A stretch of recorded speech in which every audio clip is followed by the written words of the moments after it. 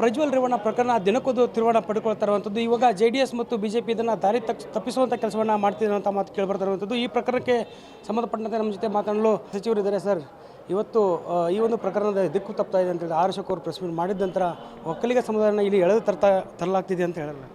ನೋಡಿ, ಇದು ಭಾಳ ಕೀಳು ಮಟ್ಟದ ರಾಜಕಾರಣ.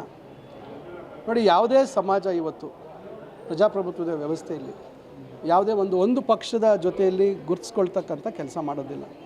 ಯಾಕಂದರೆ ಎಲ್ಲ ಸಮಾಜದವರು ಎಲ್ಲ ಪಕ್ಷಗಳಲ್ಲಿ ಸಕ್ರಿಯವಾಗಿ ಇವತ್ತು ನಾಯಕತ್ವವನ್ನು ಬೆಳೆಸ್ಕೊಂಡಿದ್ದಾರೆ. ಅದರಿಂದ ಯಾರಿಗೂ ಗುತ್ತಿಗೆ ಕೊಟ್ಟಿಲ್ಲ. ಇವತ್ತು ಯಾವುದೇ ಒಂದು ಜಾತಿಯನ್ನು ಯಾರಿಗೆ ಒಬ್ಬ ವೈಯಕ್ತಿಕವಾಗಿ ಯಾರಿಗೂ ಗುತ್ತಿಗೆ ಕೊಟ್ಟಿಲ್ಲ. ಅದರಿಂದ ಇವತ್ತು ಇವರ ಮನಸ್ಥಿತಿ ಎಂಥದ್ದು ಅಂತಕ್ಕಂಥದ್ದನ್ನು ಇವತ್ತು ಬಿಂಬಿಸ್ತಾ ಇದೆ. ಅದರಿಂದ ಜಾತಿಯನ್ನು ತರ್ತಕ್ಕಂಥದ್ದು ಸರಿಯಲ್ಲ. ಆ ರೀತಿ ತಪ್ಪು ಏನು ಆಗಿದೆ ಅಂತಕ್ಕಂಥ ಆರೋಪ ಇದೆ. ಅವರು ಅದು ಆಗಿಲ್ಲ ಅಂತಕ್ಕಂಥದ್ದು ಸಾಬೀತು ಮಾಡಿ ಹೊರಗೆ ಬರಲಿ, ಸಂತೋಷ. ಆದರೆ ಈ ರೀತಿಯಾಗಿ ಜನರನ್ನು ತಪ್ಪುದಾರಿಗೆ ಎಳಿತಕ್ಕಂಥದ್ದು, ಜಾತಿ ಹೆಸರು ತರ್ತಕ್ಕಂಥದ್ದು, ಹಂಗಾರೆ ಇವತ್ತು ಸಮಾಜದಲ್ಲಿ ಬೇರೆ ಎಲ್ಲ ಜಾತಿ ವರ್ಗದವ್ರು ಇಲ್ವಾ? ಈಗ ಆ ರೀತಿ ಏನಾದರೂ ಅಲ್ಲಿ ಸಂತ್ರಸ್ತೆಯರು ಯಾರಿದ್ದಾರೆ, ಅಕಸ್ಮಾತು ಬೇರೆ ಜಾತಿಯವ್ರ ಮೇಲೆ ಇವತ್ತು ಅನ್ಯಾಯ ಆಗಿರ್ತಕ್ಕಂಥ, ದೌರ್ಜನ್ಯ ಆಗಿರ್ತಕ್ಕಂಥದ್ರ ಬಗ್ಗೆ ನಾವು ಯಾವ ರೀತಿ ಸಮರ್ಥನೆ ಮಾಡ್ಕೊಳ್ಳೋದು? ಅದರಿಂದ ಜಾತಿ ತರ್ತಕ್ಕಂಥ ಸೂಕ್ತ ಅಲ್ಲ. ಆರಂಭದಲ್ಲಿ ತಪ್ಪು ಮಾಡಿದವರಿಗೆ ನೀರು ಕುಡಿಲೇಬೇಕು ಅಂತ ಕುಮಾರಸ್ವಾಮಿ ಅವರು ಹೇಳಿದರು. ಇವತ್ತು ಅವರೇ ಒಂದು JDS ನೇತೃತ್ವದಲ್ಲಿ ಪ್ರತಿಭಟನೆ ಆಗ್ತಿದೆ ಮೈಸೂರಲ್ಲಿ. ನೋಡಿ, ಈಗ ಕುಮಾರಸ್ವಾಮಿಯವರು ಬಗ್ಗೆ ಹೇಳಿಕೆಗಳು, ಅವರ ಹೇಳಿಕೆಗೆ ಯಾರೂ ಅಷ್ಟು ಪ್ರಾಮುಖ್ಯತೆ ಕೊಡುವಂಥ ಅವಶ್ಯಕತೆ ಇಲ್ಲ ನನ್ನ ಅಭಿಪ್ರಾಯದಲ್ಲಿ. ಕುಮಾರಸ್ವಾಮಿಯವರು ಯಾವತ್ತೂ ಒಂದು ನಿಲುವಿಗೆ ಬದ್ಧವಾಗಿರೋದಿಲ್ಲ. ಹಾಸನದಲ್ಲಿ ಹೇಳ್ತಾರೆ, ನೀವು ನನ್ನ ಮಗ ಅಂತ ಭಾವಿಸಿ ಅಂತ ಹೇಳ್ತಾರೆ. ಮೊನ್ನೆ ಹೇಳ್ತಾರೆ ಅವ್ರ ಸಂಸಾರ ಬೇರೆ, ನಮ್ಮ ಸಂಸಾರ ಬೇರೆ ಅಂತಾರೆ. ಈಗ ನೋಡಿದ್ರೆ ನೀವೇ ಹೇಳಿದ್ರಿ, ಈಗ ಉಪ್ಪು ತಿಂದವ್ ನೀರು ಕುಡಿಲೇಬೇಕು ಅಂತಕ್ಕಂಥದ್ದು. ಕೊಟ್ಟ ಮೇಲೆ ಸುಮ್ಮನೆ ಇರಬೇಕು, ತನಿಖಾ ಸಂಸ್ಥೆಗೆ ಸಹಕಾರ ಕೊಡಬೇಕು. ಆ ರೀತಿ ಒಂದು ಜವಾಬ್ದಾರಿತ ಪಕ್ಷದಲ್ಲಿ ನೀವು ಪ್ರಮುಖ ಸ್ಥಾನದಲ್ಲಿರ್ತಕ್ಕಂಥವ್ರು, ಈ ರಾಜ್ಯದ ಮುಖ್ಯಮಂತ್ರಿಗಳಾಗಿದ್ದಂಥವ್ರು, ನೀವು ಕರೆಸ್ಬೇಕು. ಅವ್ರನ್ನ ಕರೆಸಿ ತನಿಖಾ ಸಂಸ್ಥೆ ಮುಂದೆ ಹಾಜರುಪಡಿಸ್ಬೇಕು. ಹೇಳಿ ಅವರು ಏನು ಅವ್ರ ಮಾತಿದೆ. ಯಾಕಂದರೆ ಈಗ ಯಾವುದು ಸತ್ಯ ಯಾವುದು ಅಸತ್ಯ ಅಂತಕ್ಕಂಥದ್ದು ತನಿಖೆ ಆಗಬೇಕು. ಸಾಕ್ಷ್ಯಾಧಾರಗಳು ಯಾರು ಇದರಿಂದ ತೊಂದರೆಗೊಳಪಟ್ಟಿದ್ದಾರೆ, ಅವ್ರ ಹೇಳಿಕೆಗಳು ಮತ್ತು ಅವರು ಕೊಡ್ತಕ್ಕಂಥ ಸಾಕ್ಷ್ಯಾಧಾರಗಳು ಇವೆಲ್ಲ ಭಾಳಷ್ಟು ಆಳವಾಗಿ ತನಿಖೆ ಆಗಬೇಕಾದಂಥ ವಿಚಾರ. ನೀವು ತನಿಖೆಗೆ ಸಹಕರಿಸ್ತೀರ, ವಿದೇಶದಲ್ಲಿ ಇಟ್ಬಿಟ್ಟು ಅದ್ರ ಬಗ್ಗೆ ಮಾತಾಡ್ತಾ ಇಲ್ಲ ನೀವು. ಹಾಗಾದರೆ ನಿಮ್ಗೆ ಸಂಪರ್ಕದಲ್ಲಿ ಇಲ್ವಾ ಹಾಗಾದರೆ ನೀವು ಜವಾಬ್ದಾರಿ ಇಲ್ವಾ? ಹಾಗಾದರೆ ಸಮಾಜಕ್ಕೆ ನಿಮ್ಗೆ ಜವಾಬ್ದಾರಿ ಇಲ್ವಾ? ಜವಾಬ್ದಾರಿ ಇದ್ದಾಗ ನೀವು ಕರೆಸ್ಬೇಕಲ್ವಾ? ಈಗ ಹೆಂಗೆ ಅವ್ರ ಪರವಾಗಿ ಮಾತಾಡ್ತೀರಾ ನೀವು? ಸರ್, ಈಗ ಆರೋಪ ಮಾಡ್ತಿರುವಂಥದ್ದು ಮಹಾನಾಯಕ ಇದ್ದಾರೆ, DK ಶಿವರೇ ನೇರವಾಗಿ ಮಾಡ್ತಿದ್ದಾರೆ ಅಂತೆಲ್ಲ ಆರೋಪಗಳನ್ನ ಮಾಡ್ತಿದ್ದಾರೆ. ನೋಡಿ, ಅವರಿಗೆ ಯಾರು ಸೀನಿದ್ರು, ಯಾರು ಕೆಮ್ಮಿದ್ರು DK ಶಿವಕುಮಾರ್. ನಿದ್ದೆಯಲ್ಲಿ ಕೂಡ ಬಹುಶಃ ಅವರು ಜಪ ಮಾಡ್ತಾ ಇರ್ತಾರೆ, DK ಶಿವಕುಮಾರ್ ಅಂತ. ಅವರಿಗೆ DK ಶಿವಕುಮಾರ್ ಕಂಡ್ರೆ ಭಯ ಬಂದುಬಿಟ್ಟಿದೆ ಕುಮಾರಸ್ವಾಮಿ ಅವರಿಗೆ.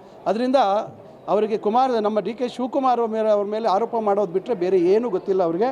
ಶಿವಕುಮಾರ್ ಅವರು ಈ ರಾಜ್ಯದ ನಾಯಕರು, ಉಪಮುಖ್ಯಮಂತ್ರಿಗಳು, ನಮ್ಮ ಪಕ್ಷದ ಅಧ್ಯಕ್ಷರು. ಇವತ್ತು ಯಾರು ಬೇಕಾದರೂ ಅವರನ್ನು ಮಾತಾಡ್ಬೋದು, ಯಾರು ಬೇಕಾದ್ರೂ ಮಾತಾಡೋಕ್ಕೆ ಅವಕಾಶ ಇದೆ. ಈಗ ನೀವು ನಾಳೆ ಫೋನ್ ಮಾಡಿದಾಗ ಹಲೋ ಅಂತ ಹೇಳೋದು ನಾವು ತಪ್ಪಾಗುತ್ತಾ? ಏನಪ್ಪ ಹೆಂಗಾಯ್ತಪ್ಪ ಅಂತ ಕೇಳೋದು ತಪ್ಪಾಗುತ್ತಾ? ಅಕಸ್ಮಾತ್ ಏನಾದರೂ ಕೇಳಿದರೆ ಏನಾದರೂ ನೀನು ಮಾಡು ಅಂತ ಏನಾದರೂ ಹೇಳಿರ್ತಾರಾ? ಇದೇನಿದು ಒಳ್ಳೆ ಟ್ರೈಲರ್ ಬಿಟ್ಟಂಗೆ ಅದೇನೋ ಟೀಸರ್ ಥರ ಬಿಟ್ಬಿಟ್ವಿ ಅಂತ ತೋರಿಸೋದು? ಏನು ಸಂಭಾಷಣೆ ಆಗಿದೆ ಫುಲ್ ತೋರಿಸಲಿ. ಸರ್, ದೇವರಾಜೇಗೌಡರು ಕುಮಾರಸ್ವಾಮಿ ಮೀಟ್ ಮಾಡಿದ್ದಾರೆ, ಮತ್ತು DK ಶಿವಕುಮಾರ್ ಅವ್ರ ಜೊತೆಗೂ ಮಾತಾಡಿದ್ದಾರೆ. ಈ ಎಲ್ಲ ಪ್ರಕರಣ ದಾರಿ ದಿಕ್ಕು ತಪ್ಪಿಸುವಂಥ ಪ್ರಕ್ರಿಯೆ. ನೋಡಿ, ಈಗ DK ಶಿವಕುಮಾರ್ ಅವ್ರ ಹತ್ರ ಏನು ಮಾತಾಡಿದ್ದಾರೆ ಅಂತಕ್ಕಂಥದ್ದು ಯಾರಿಗೂ ಗೊತ್ತಿಲ್ಲ. ಶಿವರಾಮೇಗೌಡರು ಹೇಳಿರ್ತಕ್ಕಂಥದ್ದು ನಾನು ಕೇಳಿಸ್ಕೊಂಡಿದ್ದೇನೆ. ಏನಪ್ಪ ಅಂತ ಕೇಳಿದ್ದಾರೆ, ಅವರು ಮಾತಾಡಿದ್ದಾರೆ. ನಿಮ್ಮ ಹತ್ರ ಏನು ದಾಖಲೆ ಇದೆ ಅದು SIT ಮುಂದೆ ಕೊಡಿ ಅಂತ ಹೇಳಿದ್ದಾರೆ. ಏನು ತಪ್ಪು ಅದರಲ್ಲಿ? ಅಕಸ್ಮಾತ್ ಅದು ನಿಜ ಆದರೆ ಶಿವರಾಮೇಗೌಡರು ಹೇಳಿರ್ತಕ್ಕಂಥದ್ದು ಅದು ಬಿಟ್ಟು ಇನ್ನೇನು ಚರ್ಚೆ ಆಗಿದೆ ಅಂತಕ್ಕಂಥದ್ದು ಯಾರಿಗೂ ಗೊತ್ತಿಲ್ಲ. ಅವರು ಅದನ್ನೇನೋ ದೊಡ್ಡ ಇದ್ರ ಥರ ಕೈಯಲ್ಲಿಟ್ಕೊಂಡು ಅದನ್ನು ಏನು BJP ಅವರು ಯಾವ ರೀತಿ ಡೈರೆಕ್ಷನ್ಸ್ ಕೊಡ್ತಾರೆ ಆ ಡೈರೆಕ್ಷನ್ಸ್ ಮೇಲೆ ಅವರು ಇದನ್ನು ಮಾಡೋವಂಥ ಕೆಲಸ ಮಾಡ್ತಾಯಿದ್ದಾರೆ. ಅದಕ್ಕೆಲ್ಲ ನಾವು ಬೆಲೆ ಕೊಡಲಿಕ್ಕಾಗುತ್ತಾ? ಕೊಡಲಿ. ಎಲ್ಲ ಏನು ಚರ್ಚೆ ಆಗಿತ್ತು ಪೂರ್ತಿ ಕೊಡಬೇಕಾಯಿತು, ಅವತ್ತೇ ರಿಲೀಸ್ ಮಾಡಬೇಕಿತ್ತು. ಆ ರೀತಿ ಆಡಿಯೋ ಇದ್ದರೆ. ಸರ್, 2000ಕ್ಕೂ ಹೆಚ್ಚು ಮಹಿಳೆಯರ ಒಂದು ಮಾನ ಹರಾಜಾಗಿರುವಂಥದ್ದು. ಬೀದಿಗೆ ಬಂದು ನಿಂತ್ಕೊಂಡಿದ್ದಾರೆ JDSನವರು. ಈ ಕಡೆ ಕುಟುಂಬಸ್ಥರ ಸೇವೆ ಮಾಡೋದ, ಈ ಕಡೆ ಮಹಿಳೆಯರ ರಕ್ಷಣೆನ. ನೋಡಿ, ಈಗ ಅವರು ಕಾಲ ಮೇಲೆ ಅವರೇ ಬಂಡೆ ಹಾಕ್ಕೊಳ್ತಾ ಇದ್ದಾರೆ. ಇದು ಪ್ರತಿಭಟನೆ ಮಾಡ್ತಕ್ಕಂಥ ವಿಷಯ ಅಲ್ಲ, ಭಾಳ ಗಂಭೀರವಾದಂಥ ವಿಷಯ. ಅದು ಎಷ್ಟು ಸಾವಿರ ಜನ ಇದ್ದಾರೆ ಅಂತಕ್ಕಂಥದ್ದು ನಮಗೆ ಮಾಹಿತಿ ನಾನು ನೋಡಿಲ್ಲ, ನಮಗೆ ಗೊತ್ತಿಲ್ಲ. ಮಾಧ್ಯಮದಲ್ಲಿ ಅವರು ದೇವರಾಜೇಗೌಡರು ಕೊಟ್ಟಿರ್ತಕ್ಕಂಥ ಪತ್ರಿಯನ್ನು ನಾನು ಓದಿದೆ. ಅವ್ರಿಗೆ ಕೊಟ್ಟಿರ್ತಕ್ಕಂಥ ಮಾಹಿತಿ ನಮಗೆ ಅದ್ರ ಬಗ್ಗೆ ಗೊತ್ತಿಲ್ಲ. ಇದು ಖಂಡಿತ ಅವರಿಗೆ ಯಾರು ಇವತ್ತು ಇದಕ್ಕೆ ಮಾನಹಾನಿಗೆ ಒಳಗಾಗಿದ್ದಾರೆ ಅಂತಕ್ಕಂಥ ಆರೋಪ ಇದೆ. ಇನ್ನೊಂದಿದೆ, ಇದು ಅವರಿಗೆ ಒಳ್ಳೇದು ಮಾಡ್ತಕ್ಕಂಥ ಉದ್ದೇಶದಿಂದ ಅಂತೂ ಇವರು ಪ್ರತಿಭಟನೆ ಮಾಡ್ತಾ ಇಲ್ಲ. ಇನ್ನಷ್ಟು ಅವರು ಮಾನಸಿಕವಾಗಿ ಅವ್ರನ್ನ ಕುಗ್ಸ್ತಕ್ಕಂಥ ಕೆಲಸ ಮಾಡ್ತಾ ಇದ್ದಾರೆ. ಆ ರೀತಿಯಾಗಿ ಅವ್ರು ಭಯಭ್ರಾಂತರಾಗಿ ಮುಂದೆ ಬರ್ದಿರ ಇರಲಿ, ಸಾಕ್ಷ್ಯ ಹೇಳ್ದಿರ ಇರಲಿ ಅಂತಕ್ಕಂಥ ಒಂದು ನೆಗೆಟಿವ್ ಒಂದು ಸ್ಟ್ರಾಟಜಿ ಮಾಡ್ಕೊಂಡು ಮಾಡ್ತಾ ಇದ್ದಾರೆ. ಸರ್ SIT ತನಿಖೆ ಮೇಲೆ ನಮ್ಮ ನಂಬಿಕೆ ಇಲ್ಲ ಅಂತ ಹೇಳ್ತಾರೆ, CBI ಕೊಡಿ ಅಂತ ಹೇಳ್ತಿದ್ದಾರೆ. ಈಗ ಅವರಿಗೆ ಕೇಂದ್ರ ಸರ್ಕಾರದ ಜೊತೆ ಇವತ್ತು ಸಂಬಂಧ ಇದೆ, ಒಡಂಬಡಿಕೆ ಮಾಡ್ಕೊಂಡಿದ್ದಾರೆ. CBIಗೆ ಹೋಗ್ಬಿಟ್ರೆ ಕೋಲ್ಡ್ ಸ್ಟೋರೇಜಲ್ಲಿ ಇಟ್ಬಿಡ್ಬೋದು. ಇರಲಿ ಬಿಡಿ, ಜನ ಮರ್ತೋಗ್ತಾರೆ, ಆಮೇಲೆ ನೋಡೋಣ. ಈ ಎಲ್ಲ ಉದ್ದೇಶಗಳಿದ್ದಾವೆ. ಆ ರೀತಿ ಆಗೋದಕ್ಕೆ ಸಾಧ್ಯ ಇಲ್ಲ. ನಮ್ಮ SIT ಏನಿದೆ ಭಾಳಷ್ಟು ಜವಾಬ್ದಾರಿಯುತವಾಗಿ ಮಾಡತಕ್ಕಂಥ ಅಧಿಕಾರಿಗಳಿದ್ದಾರೆ.